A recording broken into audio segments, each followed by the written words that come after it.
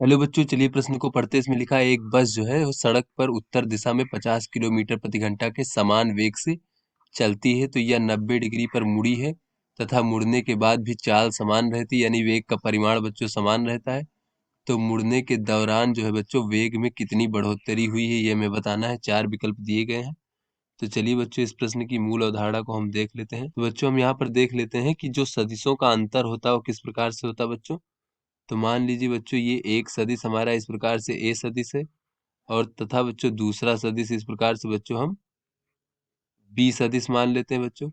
और दोनों के बीच में जो कोण है इस प्रकार से हम थीटा मान लेते हैं बच्चों, दोनों की दिशाओं के बीच में कोण। तो बच्चों यहाँ पर अगर हम सदिश का अंतर देखें कि बी सदिश और ऋण ए सदिश, इसका अगर हम बच्चों परिमाण का देखें बच्चों क्या मान होगा, तो बच्चों ये परिमाण इस प्रकार से हो जाएगा बच्चों। यहाँ पर बी सदिश और ऋण ए सदिश, तो इसके परिमाण का वर्ग बराबर हो जाएगा बच्चों ए सदिश का वर्ग, इसके परिमाण का वर्ग, धन बच्चों बी सदिश के परिमाण का वर्ग, और ऋण बच्चों 2a और फिर b, फिर बच्चों cos थीटा। थीटा क्या है बच्चों, दोनों के बीच में बनने वाला कोण है।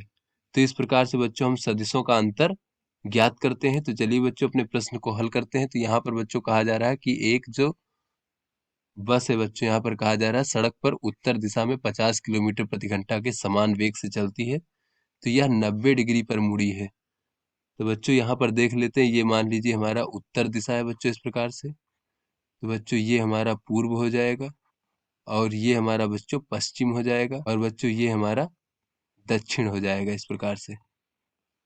तो बच्चों यहाँ पर अगर हम देखें तो बच्चों उत्तर दिशा में उसका कुछ वेग मान लेते हैं बच्चों v1 था, और फिर बच्चों 90 डिग्री पर मुड़ जाता है इस प्रकार से। तो अब जो है बच्चों वेग हम v2 मान लेते हैं इस प्रकार से।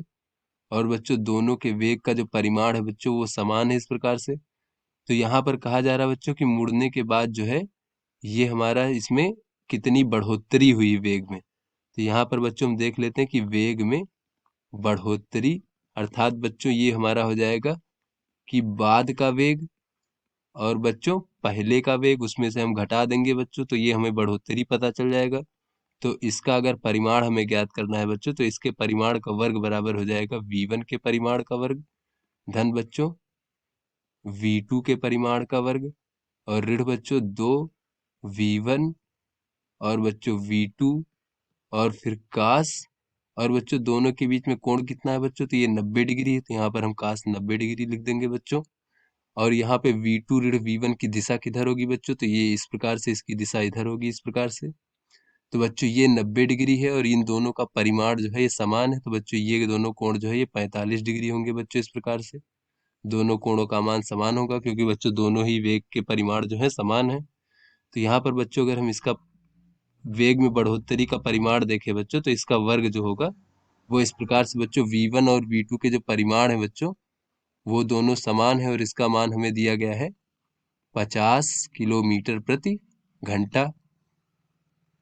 तो बच्चों यहाँ पर अगर हम रखते हैं तो ये हो जाएगा 50 का वर्ग, धन बच्चों 50 का वर्ग, और बच्चों एक काश 90 डिग्री का मान शून्य होता है, तो ये पद हमारा शून्य हो जाएगा। तो यहाँ से बच्चों अगर हम देखें तो ये हो जाएगा 2 गुणे 50 का वर्ग। तो बच्चों यहाँ पर अगर हम वर्गमूल ले लें बच्चों वेग में बढ़ोतरी ज्ञात करने के लिए, तो बच्चों वेग में बढ़ोतरी का परिमाण इस प्रकार से हो जाएगा वर्गमूल 2 और गुणे 50। तो बच्चों ये हो जाएगा हमारा 70.7 किलोमीटर प्रति घंटा। तो बच्चों ये हमारी वेग में बढ़ोतरी हो जाएगी 70.7 किलोमीटर प्रति घंटा। और बच्चों ये बढ़ोतरी की दिशा बच्चों किधर हो जाएगी, v2 ऋण v1 की दिशा। तो बच्चों ये दिशा हमारी बच्चों इस तरफ हो जाएगी इस प्रकार से 45 डिग्री पर। तो बच्चों इसको हम कह सकते हैं कि दक्षिण पश्चिम की ओर। अतः बच्चों हमारा जो विकल्प है बच्चों ये ए विकल्प की 70.7 किलोमीटर प्रति घंटा दक्षिण पश्चिम दिशा में, ये हमारा सही विकल्प है। तो आशा करते हैं आपको समझ में आ गया होगा। धन्यवाद।